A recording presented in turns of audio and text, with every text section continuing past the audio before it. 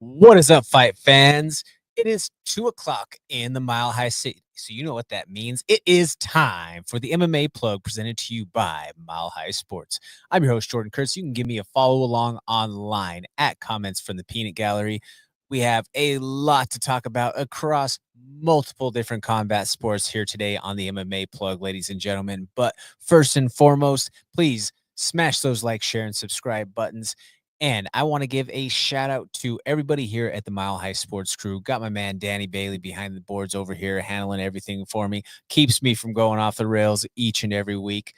We have no shortage of content going on for the core four of everything, and the rest of the sports world. CU as well as CSU are both going to bowls this year, so it's kind of a historic thing on the Colorado college football front. In the NFL, you have Bo Nix out there looking like he's a guy. You have the Avalanche in full swing. And then in the NBA, you have the Serbian Horsemen looking to continue this run of greatness for the Denver Nuggets. Make sure to check out the Mile High Sports crew across all platforms, magazine, podcasts, social media, merch, everything across the board, because they are doing some great work all across the board there. Giving you a rundown of some of the slate of shows coming up. We have a few events rounding off the calendar year here in 2024.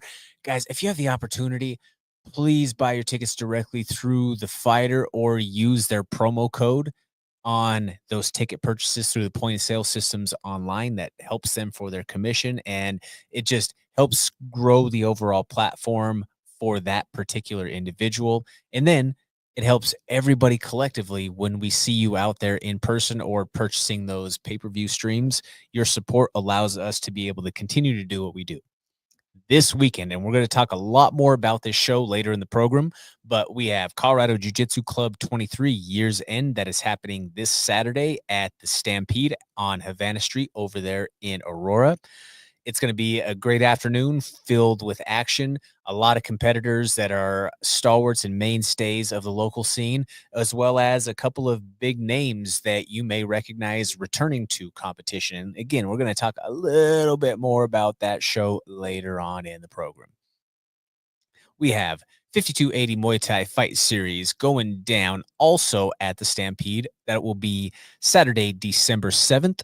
Muay Thai matinee going down for the NAC Muay out there to round out this year. It's going to be a couple of banger fights, some matchups that have been a couple of cards in the making. Every single time that we have these 5280 shows, we pack the house on a Saturday afternoon. It's a tremendous show of support from all of the camps all the way around, and we'll have more with that show as we lead up to it. And then rounding off the year on the local scene, we have Battle MMA Championships happening at the Norris Penrose Event Center in Colorado Springs on December 14th. If you have the opportunity, again, go out to these shows, support in person. It is a tremendous benefit to all parties involved for you to show your support and to be there, whether it is on the pay-per-view or in person. And if all you can do is just simply from afar share the posts or help create more awareness, all of that is greatly appreciated here on the local level as far as events go.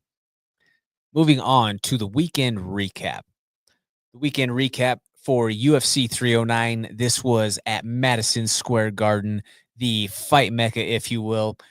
This was headlined by Jon Jones taking on former champion Stipe Miocic. The fight went about as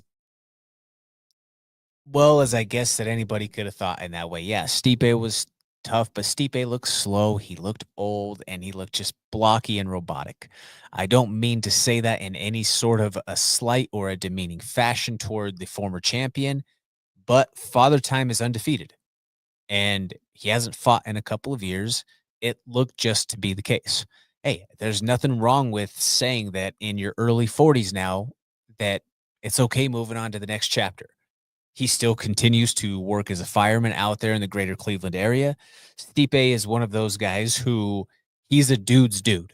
Like there's a new podcast out there that's kind of been a popular show with Julian Edelman and Rob Gronkowski, Dudes on Dude. Well, Stipe is he's one of the dudes of fighting. Like if you watch the Jackson podcast episode of him and Rampage, just talking smack back and forth, clowning with each other, and then playing kind of the inside joke with the play on words. As much as Stipe can ever have a understandable or I guess enunciated play on words, but the way that they were able to get Bear going, absolutely hilarious. Stipe is a funny guy. You go back and watch some of the embeddeds through the years, or when he was a coach on The Ultimate Fighter.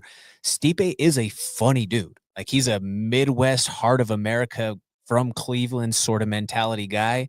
He's one of those, as some of the sports media word, he's one of those Ohio Fs, if you will, out there. He just has that grinder mentality. He was a two-sport athlete in college.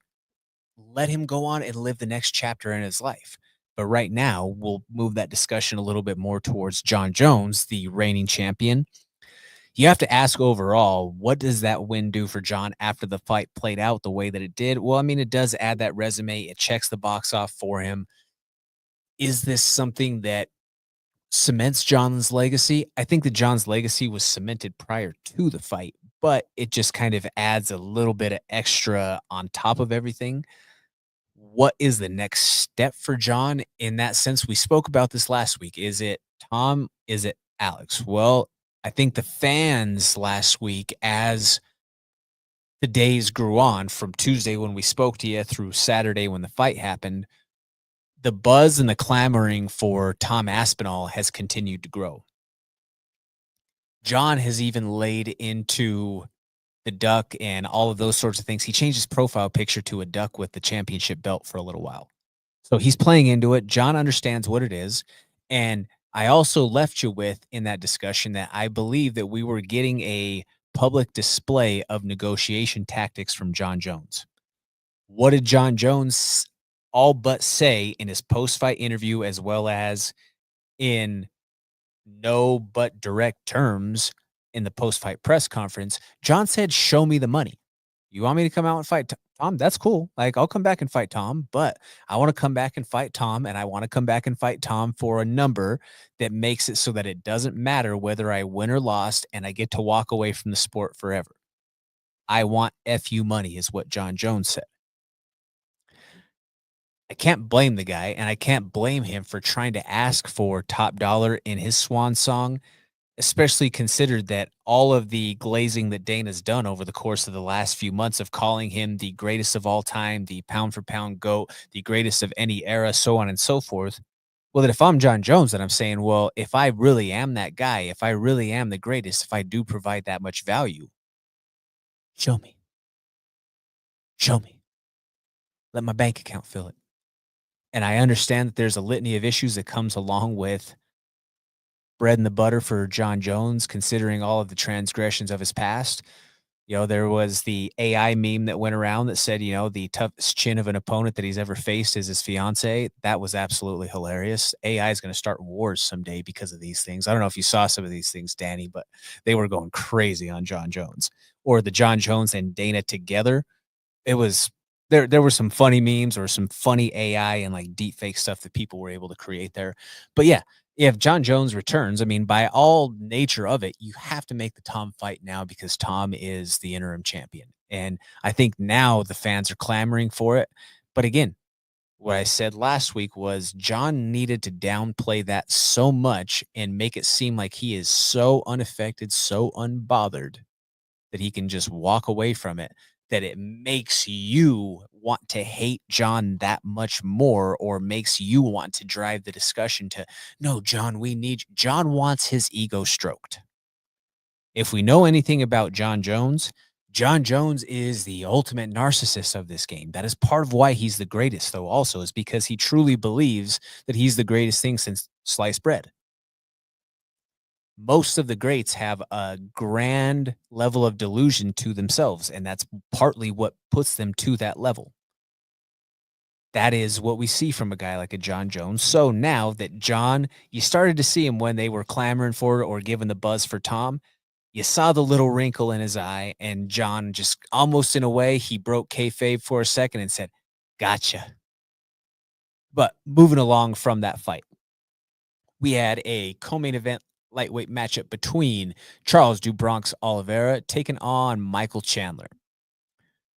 This was 4 rounds of domination until Michael Chandler finally had a rally at the end.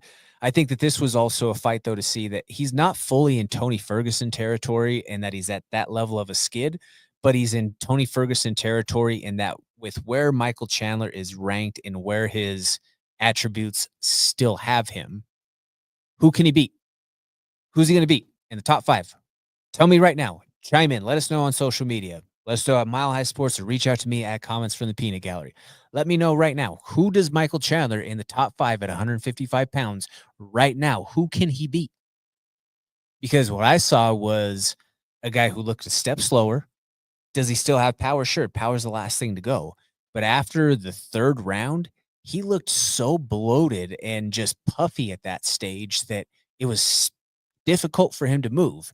And then let's not even begin to go down the discussion of all of the fouls that were committed within that fight between the fence grabs, grabbing over the top, the hits to the back of the head, egregious hits to the back of the head, I may add.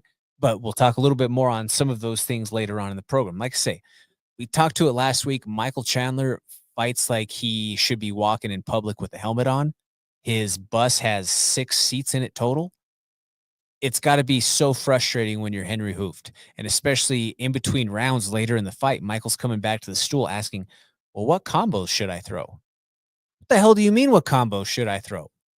What are we doing here?"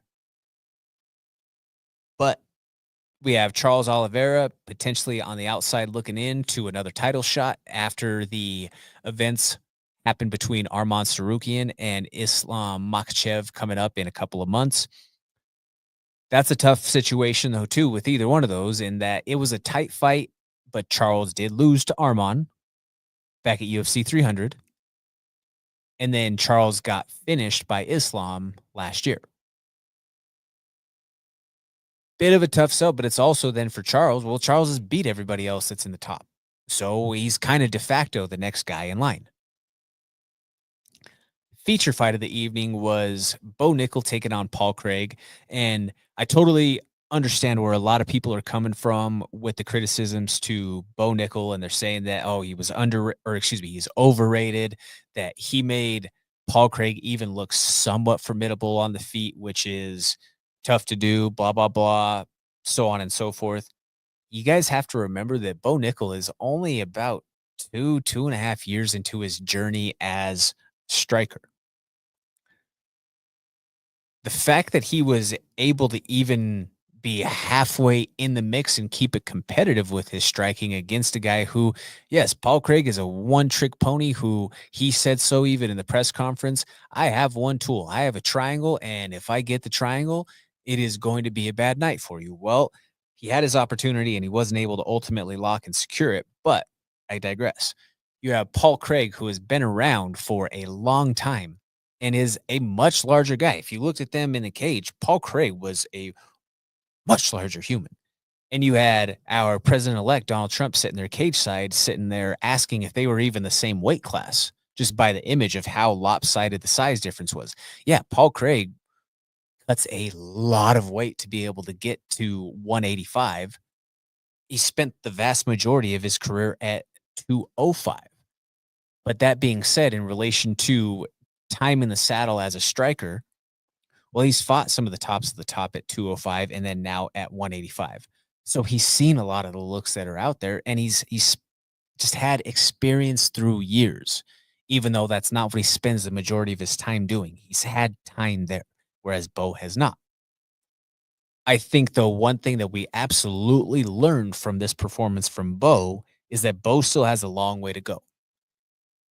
Bo didn't even get into the wrestling side of things, which I understand because that presents its risks for the submission game from Paul Craig to open up. But I think that it shows growth that he was willing to not just revert on what is his bread and butter or what is his best route to victory. But we got to pump the brakes on the discussion that he's right now in the mix, going to go in there and be able to compete with your Israel Adesanyas, your Hamzat Chimaevs, your Kyle Bahalios, your all of those guys of the world. He is not ready for that level of competition. He got the win against Paul Craig.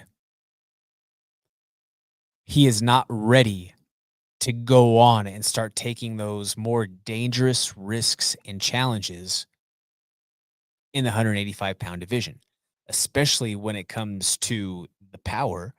And with him having that level of uncomfortability on the feet, you put him in there with some of those guys and you might burn him as a prospect if he goes in there and he gets knocked out bad. So I think that the right route is now. You saw where he was at. You used Paul Craig as a litmus test and as a gauge to where his development is. You take a step back. You need to be more active in general. Fighting only 2 times a year when you're at the stage of Bo's career, I think you need to up the activity level a little bit. But I think that, okay, well, now let's take a step back in the rankings instead of trying to make a push toward a guy who's had top level experience like a Paul Craig. Let's maybe move ourselves back in the mix. Well, there's a Shabazian that's out there coming off of a loss. There's, another guy who beat him. You have GM3 who's out there if you want to give him another vet. There is a lot of other prospects that are coming off of the Contender Series to be able to go out there and try to build him with, or other young freshman, sophomore, first contract, second contract level guys.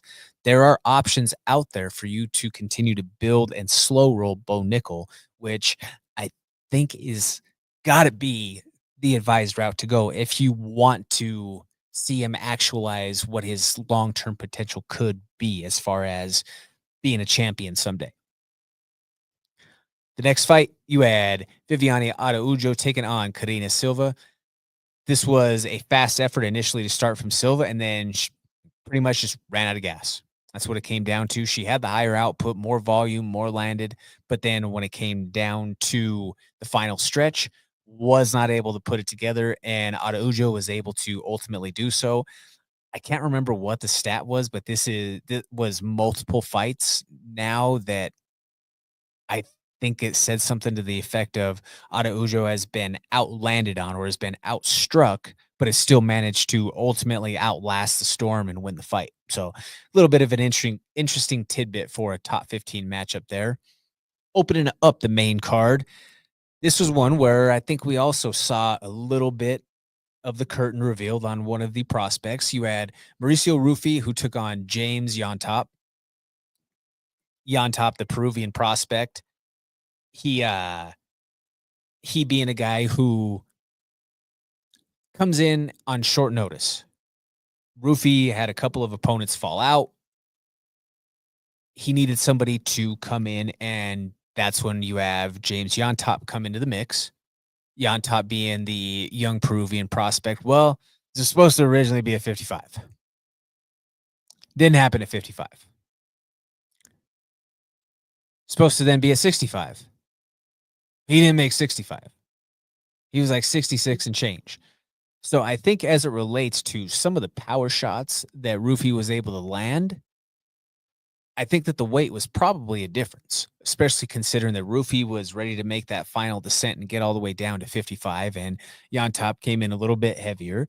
But we also saw that I think that in so many of the ways or the comparisons to a young Connor stylistically, power, all of that with Rufy, that was kind of valid in the sense of he's a fast twitch fighter. He is not a guy who stylistically and based off of his movement and just his body type and the way that his output is, he is not one who is designed to be a marathon runner. That man is a sprinter. And some of the techniques that we saw again, like there's a reason why he has that type of hype as a prospect, but I think it's probably cooled off a little bit with that fight. Be interesting to see who they match him up with next, just to see what is able to, recaptivate, or if they're able to put him back in that same sort of fast track trajectory like he was fighting down in Brazil after sparking Jamie Malarkey a few months ago, and really kind of being another one of those guys out of the Fighting Nerds who is leading that charge of this team who is just emerging and putting themselves on the forefront of MMA. Victorious nonetheless, always great to learn off of a victory. Couple of fights to speak on the prelims and early prelims before we head to this weekend's discussion. Rounding off the prelims, you had Marcus McGee taking on Jonathan Martinez. This was a tough fight. for Jonathan Martinez in that, he just it took him a couple of rounds to get going, and he finally really started to find his success in the 3rd round, but it just wasn't enough at that stage. He had McGee pretty much on one leg, but just didn't have the opportunities to go out there and finish the fight in that 3rd and final round when he needed it, and it was a 29-28 decision in favor of McGee. Jim effing Miller, baby. He is almost to 50 fights in the UFC. That is the true Iron Man. That is the Iron Man of the entire sport, if you will. I believe I say 45 fights in the UFC. He is a killer be killed type of fighter. And in this matchup, kind of goes out there and plays to the same thing. He has a little bit of I believe he said he had a hand injury early on and then had a cut. Well, got to figure out how to fight through the adversity. Sees the neck, jumps on it, snatches that guillotine, and he says, "This is a guillotine that I mastered 20 years ago. I've been doing this guillotine for 20 years. There's guys in the UFC right now who aren't 20 years old. He's been perfecting this technique for longer than they've been on this earth. That is why Jimmy Miller is that much of a veteran and a stalwart of the sport." So again, he's a fan favorite in that way. Things didn't go his way at UFC 300, but he's able to come back and get a bounce back here. Gets a finish, gets the guillotine victory, and continues to march forward. And he spoke to it. He knows that he's on the back nine, and he says that that's the number, though. That's the hard stop that he wants to get. He wants to hit 50 fights in the UFC, and he'll be comfortable walking away at that point. Health and everything provided in the process. You had a fight that I believe should have been credited with fight of the night in David Onama taking on I can't remember what his last minute replacement, but David Onama, one way or the other. He got woken up right away in the beginning of the fight, got dropped, but comes back and just puts on an absolute clinic and on route to victory. That's a kid who he's gone through a considerable amount within his life and with his journey getting to the UFC. Has had some shakeups and some unforeseen adversity with a camp change that was forced, having to go from KC to Denver, and all that in the process. This kid, it just goes out there and he fights his heart out each and every time. He's now on he's on a little bit of a run himself in a very tough division. Overall at 145, I know that this fight happened at 55, but he's a featherweight. This just happened to be because he was in a similar situation like Rufy was, didn't have an opponent all the way until a couple of days before the fight. Well, they had this kid come in to be able to fight him on short notice. Well, rest is history right there. So congratulations to you, Aliga. David Onama gets the big victory there in Madison Square Garden and just continues to actualize a lifelong dream. And then one more fight that I wanted to talk about on the early prelims. You had a matchup with Veronica Macedo Hardy taking on Eduardo Mora, but it's not really the fight that I want to talk about here. It's more or less, it's the message of what is being, I guess, maybe conveyed or allowed for the fight. And it's not with those two fighters directly, but it's with a corner of one of the particular fighters. Let me dive into the details here and give you my Kermit's tea for a little bit of Curtsy's corner here for a second. Should the PFL allow people like Ray Sefo and Dan Hardy to corner in the UFC? On one hand, you say, let them go make their bread. As long as it doesn't have a schedule conflict, they're both coaches to fighters. And in this case, as it was to Dan Hardy and his wife, Veronica, why not let them corner? On the other, if you're the PFL, that is two of your most recognizable and powerful people being shown on the broadcast worldwide with a different set of 3 letters all over their apparel. That's a different set of 3 letters than those where they hang their hat and call home. Ray Sefo is the president of the PFL. President. Dan Hardy is a mainstay on the broadcast table who delivers the product to the public. He is the voice of your smart cage. So the president and the voice of your cage are both now, in this essence, representing the UFC due to unavoidable fight kit compliance. If I'm PFL chairman Don Davis, I'm not sure if this is something that I can allow from a branding standpoint. That's kinda like saying that if I work that you're working for Chevy and you're endorsing the Silverado, but then you come pulling up in a Ford F-150.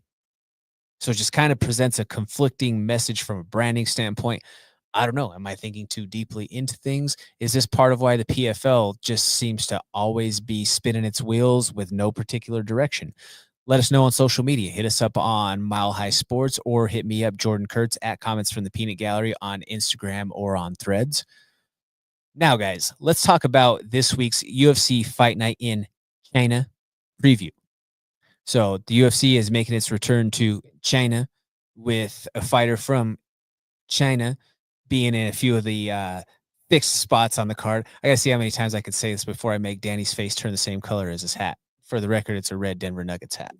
But in the main event, you have a bantamweight matchup between a couple of highly skilled fighters. I think really and truly, this is a fight that is flying under the radar just because of it being in the wake of a big pay-per-view card and it being a time slot, being in China, so on and so forth. It's flying a little bit under the radar, but you have a top 5 ranked bantamweight matchup between former champ Piotr Jan taking on former flyweight champ who is now unbeaten at bantamweight, Davison, the God of War, Figueiredo. This is a fight between two mean little demons. I mean, both of them stand about 5'2" combined, but they have a whole bit of evil that they're ready to unleash upon each other. The power on each side is going to be there. The boxing is crisp on both sides. I think that there is a grappling advantage to Davison Figueiredo. I think that we've seen him have a little bit more of a grapple-based approach in some of these fights that he's had at 135 pounds. But then again, he also won title fights at 125. He won a title fight by a leg lock against Alex Perez at 125 pounds. So he's well versed all the way across the board. And does he have power in that right hand when it unloads? But then again, the boxing of Piotr Jan, his footwork is so clean. And I thought when Piotr Jan took over as the champion a couple of years ago, prior to the whole situation with the illegal knee to Aljo in the head and losing the belt, I thought that it was about to potentially be a bit of a multi-fight run for Piotr Jan. If he's able to regain the confidence that he had and he's putting things back together, he is still such a highly skilled fighter. He is ridiculously fast. His boxing is crisp. His defensive wrestling is on point. And the way that he cuts angles and is able to create with his footwork, it's just, he's fun to watch. He's flat out, he's fun to watch. And I think that Davison Figueiredo is fireworks and an electric factory of a fighter whenever he's in the cage. So you cannot miss with this main event this weekend. And in general, it is my opinion that the bantamweight division is the most talent dense division in the game right now. It is the most competitive in the UFC. And if you have the opportunity for free this weekend to watch a top 5 matchup, you are in for a treat.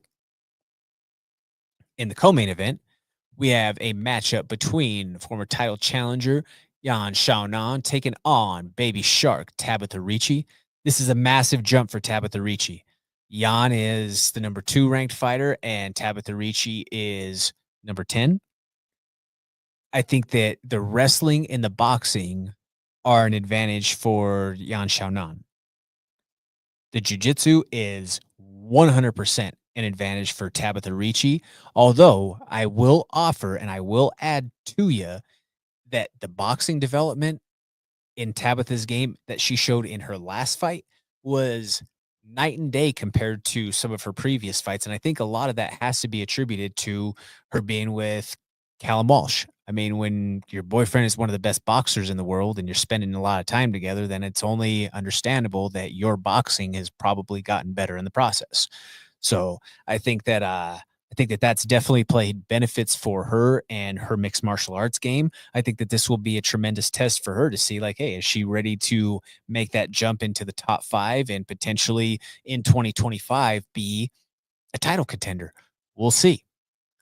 You have a matchup in the welterweight division between Muslim Salikov has done a lot of training in Denver ever since that card happened here over the summertime. He said that Colorado or this greater Denver area with the mountains reminds him a lot of home back in Dagestan, which he's not the first one who I've heard that from a couple of people. There was a fighter also from that card from Switzerland, Angelusa, who said that just the mountains and the proximity of all of these things reminded him of back home. So, it's kind of cool for Denver to get that recognition, and then for some of these guys to then come back and say, "Hey, I want to continue to do more camps out here." I think obviously Muslim having some success in that previous fight, that obviously helps in the process. He's taken on a tough prospect in Song Kanan. Song Kanan being 21-8. He's going to look to go in there and make a name off of the veteran. But mark my words, you will at some point see some kung fu spinning attacks coming from Muslim. And when he's able to fight at range, he's entertaining. But that is also an explosive and a fast-paced style that it's only a matter of time before we start to see the cliff really start to come for him. Because again, Father Time is undefeated, and once you approach that 40 mark in this game, it's just a matter of time before things start to slide. But enjoy it while you can. The next fight, I think that you have one of the brightest and most entertaining female prospects in all of MMA. You have Kong Wong taking on Gabriela Fernandez. Kong was the one who a couple of months ago against Victoria Leonardo had the walk-off knockout, just sensational fashion. She has kickboxing victory over Valentina Shevchenko. She's one who they absolutely want to perform and do well in this matchup. It is, as they say in the biz, it is the best for the biz that Kong wins. So make of that what you will when you're going out there and checking out, shopping your lines from your books. As far as the next fight, you have a ranked matchup in 205-pound division. You have a couple of heavy hitters in Carlos Ulberg, the striking prospect, taking on Volkan No Time Ozdemir.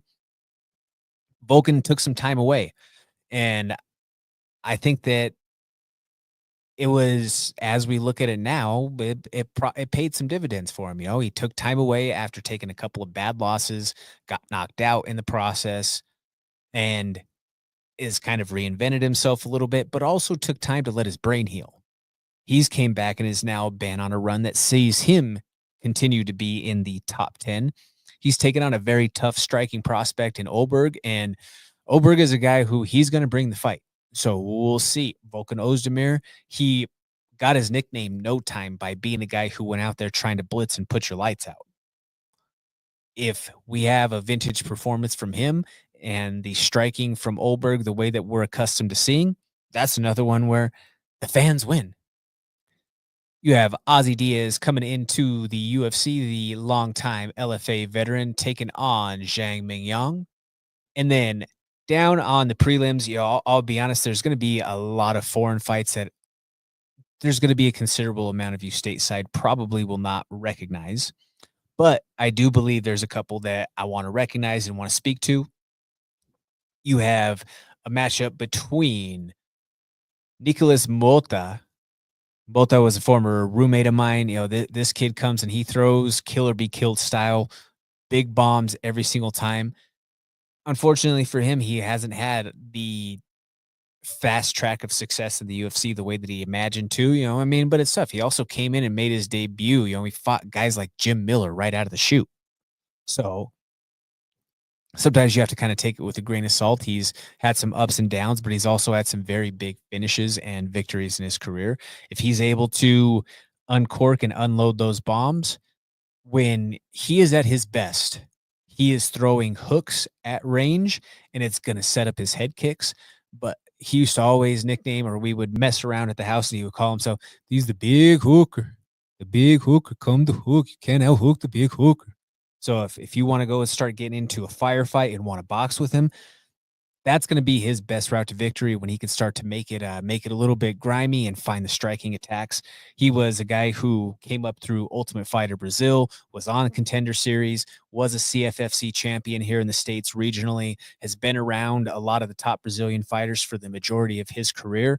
He's opening up the card. So I know that he's going to probably be hungry to go out there and make a statement to say, hey, give me a little bit of respect here. I've been around for a minute. Put me up on this card. But again, make of that what you will. There are a multitude of matchups there on that prelims. What do you guys think though? What sticks out to you? What are some that you are interested in seeing? Let us know at Mile High Sports or reach out to me at comments from the Peanut Gallery on Instagram or Threads. Going to talk now for a few minutes about CJJC Year's End. This weekend at Stampede, it's off of Havana Street. We're cracking the doors at 12. The early prelims are going to be starting at 12:30. Just talking a little bit here about the event for you. You have multiple camps with multiple competitors in action. You have Team DCO with Zach Lindsay, Jeff Auer, Edgar Renteria, Anthony Bendy. You have Team Vicious with Jason Scott and Chris Burbine. Team Factory X with Cody Brundage, Bobby Brundage, Lorenzo Grigio. You have Team Lionheart with Kristen Barrett, Jacob Butler, Yamin Oneski. And then you have Team Farm with Anthony Delgado and Brendan Molina, along with a multitude of other matchups. And we'll talk about a couple of those here. You have a black belt matchup in the gi between Josh Schumann and Evan Barrett. Barrett is also on the match list in a no-gi scrap against Matthew Vargo. He is the coach to a lot of fighters and is a stalwart always on the grappling scene. So, I think that it's going to be a day where Evan's going to look to go out there and really put on for his camp and show out for his team. He's a tremendous guy too as well, just the interactions that we've had at the shows. So it's going to be fun to watch that high level display of each of those grapplers at that black belt level competing who have such a long tenure of experience. It's always fun to watch those guys. It's a high level, high stakes chess match. You have a 135-pound matchup between the always entertaining DeAnthony Muniz and well-rounded Jason Scott. This is something that DeAnthony Muniz is a high risk, high reward type of guy. He is going to risk it for the biscuit, if you will, at times, going for some submissions. And he's a scrappy kid. He's had a lot of competition experience over the course of the last year and a half, somewhere in that range with CJJC, among other platforms. And he continues to grow as a martial artist. But another guy who puts in the work across all facets is a Jason Scott. I know Jason Scott was set to compete a few months ago and was dealing with a couple of little nagging injuries in the process, but is now healthy and is ready to get after it in the mix. I'm excited to see it because I know what a quality prospect, especially in the mixed martial arts world, that Jason is. Getting to see him in a strictly grappling rule set against a guy who is as flowy and creative the way that DeAnthony is, I'm excited. I am thrilled that I will be cage side getting to call the action for it. You have a matchup of UFC vet and Ultimate Fighter finalist Bobby Brundage, set to make her return to competition since becoming a mama, to square off against the always active Kenzie Cassell. Bobby's husband, Cody, also a UFC veteran, will be grappling against Easton's Jamie Mullen. Cody competed on the last CJJC show and won the decision against Donald Rosenau. Fresh off of a boxing victory just a couple of weeks ago on November 9th, you have Tristan No Comparison Harrison back in action against Jordan Davila. Then there's going to be a couple of young ladies in a youth gi matchup between Charlize Balser and Janelle Varela. And give you a little bit of extra razzle dazzle on top. We've got an event within the event with a 4-man, 165-pound no-gi tournament. You have Zach Lindsay, you have Anthony Delgado, Fajardo's in the mix, and you have Mr. Taylor out of 10th Planet. So it's going to be a 4-man little bracket that's it's going on to ultimately win that mini tournament within the show. Come out, check us out this weekend at the Stampede. Again, we're cracking the doors at 12. Early prelims are going to be starting roughly around 12:30. Moving along to the next topic of discussion. Jake Paul and Mike Tyson. We couldn't go without at least saying a little bit of something based off of the buzz that it was able to generate. It blows my mind, and we'll dive into all of this. First and foremost, this was absolutely a test run for Netflix as they continue to grow into the live event space. There were for sure some streaming and production hiccups, which I'm sure will be continued points of discussion as it relates to streaming rights with these major sporting organizations. Let's revisit things from last week, though, and let me start by reminding you all that I said that this was going to be way more of a work than a shoot. Fair or foul? Fair. Okay. So I was absolutely dumbfounded by the take rate and the attraction for this event. I'm going to use some technical jargon in the next couple of minutes in discussing this that some of you may not understand, but for those who are familiar with sports entertainment, you're going to pick up what I'm putting down. Like I said, I told you that it was going to be more of a work than a shoot, meaning that it was going to be more of an exhibition style match that goes the distance than a thirst for blood. I'm going out there going for the finish type of fight. I was dumbfounded by the amount of people who were so invested into this. I mean, the fact that people had whole ass watch parties just goes to show how big of a superstar Mike still is with all the marks. I mean, overall, hell, I'm a mark for Mike Tyson, but even despite all of his transgressions that would have canceled and written off most other folks, even with all the crazy things that Mike has done, per the narrative, he still somehow was the babyface in this equation. And he was that babyface who was out there trying to defy the odds by overcoming the adversity of father time against a young, heavy-handed, loudmouth, braggadocious, ultra heel who everybody wants to see lose in the problem child, Jake Paul. Hats off to both of these guys for never breaking kayfabe in the build-up to the fight and being able to put that massive amount of eyes on them. To the marks, it worked. They got over. They had millions and millions of people sit in front of their screens watching them Friday night. Mike's ass cheeks had the internet going more insane than a shot of Sydney Sweeney's heavies.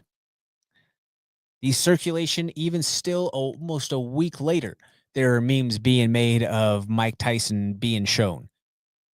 And, you know, it's a side discussion, but why did the cameraman have to follow him in Zoom?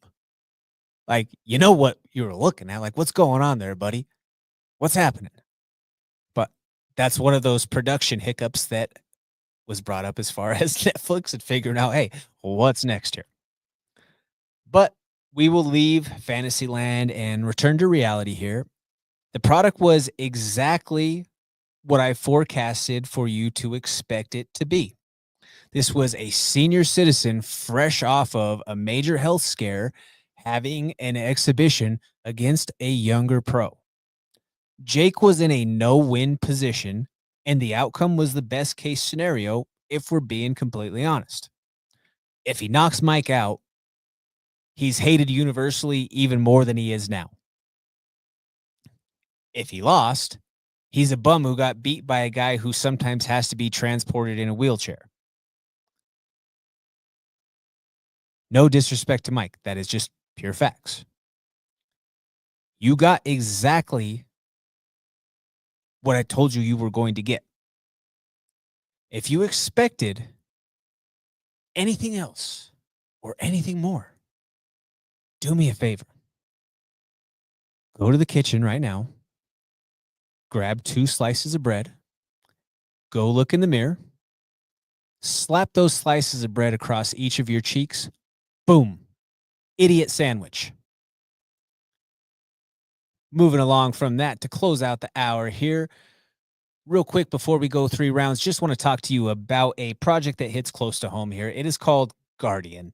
What Guardian aims to provide is jiu-jitsu for all. The mission of Guardian, which is a 501c3 nonprofit organization, it's committed to providing free youth jiu-jitsu scholarships to underserved youth around the world.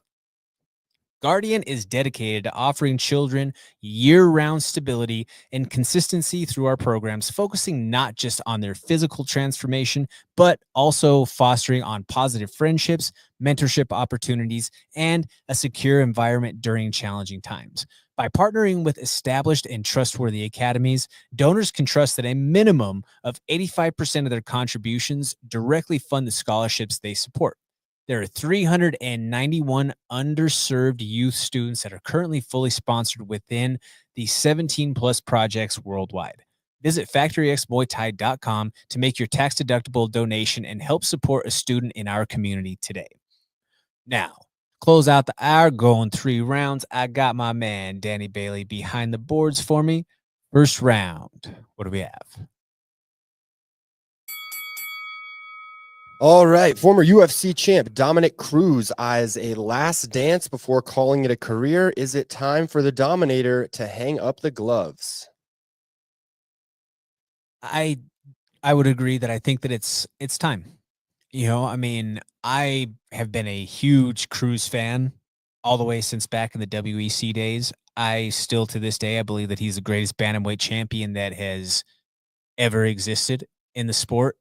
And especially when you couple that with how long he was able to be at the top and having some of the devastating injuries that took him out for years at a time throughout his run and still being able to come back.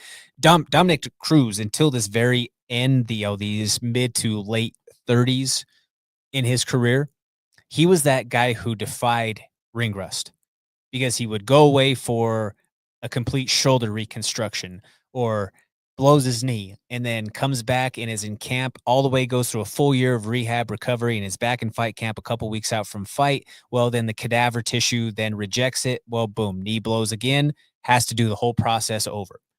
And then comes back and is able to recapture the gold.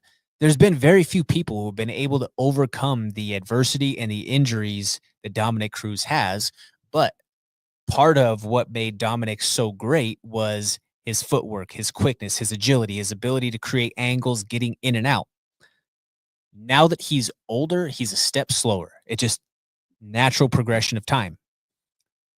When you're in those lower weight classes, weight or the speed is certainly a factor, and your shelf life is much lower. He's just at a stage right now where IQ, he's still there. Physically, he's not.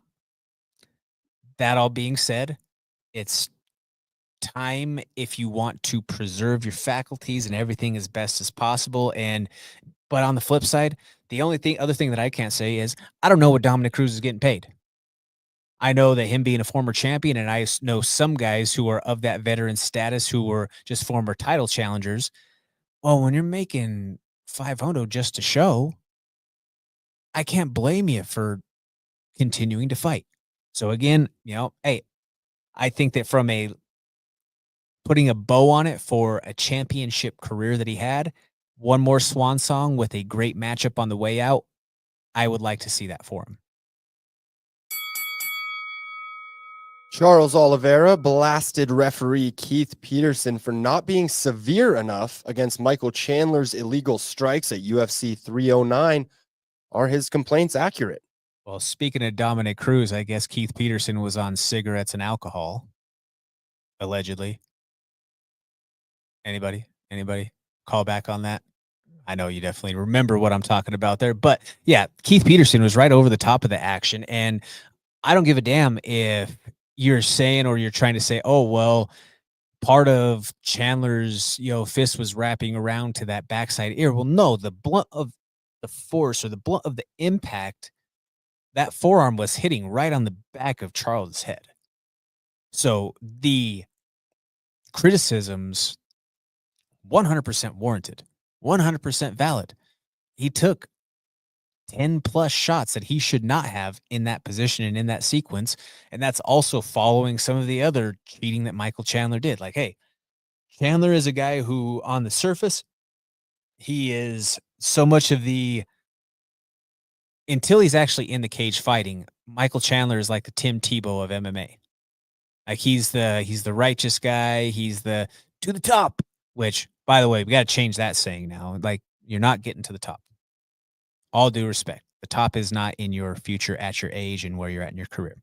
But further, with Michael Chandler, it's he says and he does all of those right things outside of the cage, but when he's in there, well, we saw against Dustin Poirier, he fish hooked him, he spit blood on him, did a couple of dirty things there. This fight against Charles, well, he grabs over the top, drapes over the top of the fence, grabs the fence multiple times, multiple shots to the back of the head. I get it. If you're not cheating, you're not trying, but it's also to a certain extent like, come on, Keith, like it's I get you trying it, Michael, if you're doing it, but you're also being allowed to do so, which is the bigger discussion with Keith Peterson in position to make a call right there, and he simply did not. With the Paul versus Tyson fight on Friday and Jones versus Miocic on Saturday, did these big name main events underdeliver? In terms of the entertainment value, I think that that's a very valid argument that these two fights underdelivered. Hype, you certainly had a massive amount of hype for Paul versus Tyson. I mean, I was walking through my apartment complex and heard the maintenance guys talking about it. You know what I mean? Like, oh yeah, well, Mike still can uncork one. Like, but again, you have people out there thinking that this was going to be a real fight.